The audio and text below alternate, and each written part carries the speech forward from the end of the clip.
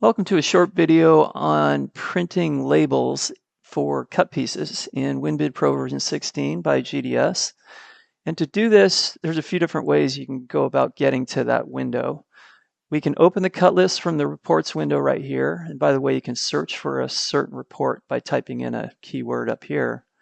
Or we can go to the reports window or menu and go to cut list. Or we can actually go straight to print cut list labels down here.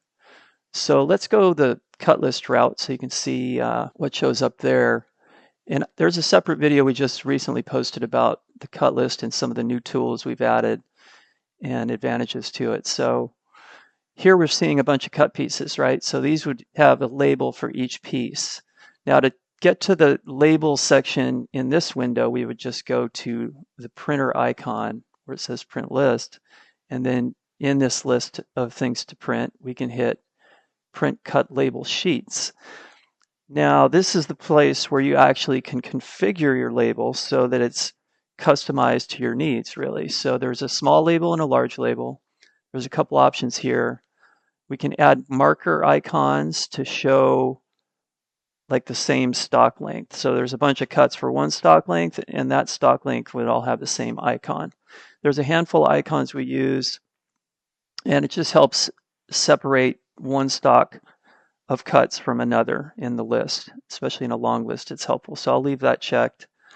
And we can print a legend, which is going to show the actual names of the fields that are selected in the first label in the report so that you can reference that if you can't remember, like in the label itself, what's showing. So the big deal, though, is you can actually click down, drop down any one of these fields and select from a long list of different options. And you can even have none, which would mean it would leave that field blank.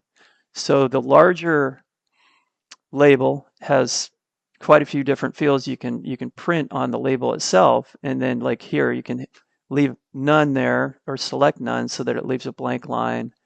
But you can have the job name first, you can have it down here, all based on what you select by dropping down in this list.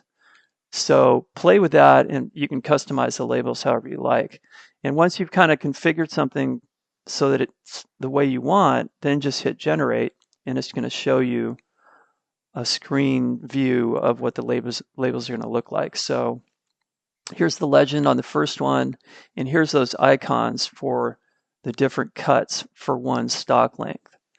So the blue diamond is one stock length, the red stars are one stock length, the green arrows, and so on. So it reuses the same icons, but like I say, there's a handful of them that get reused.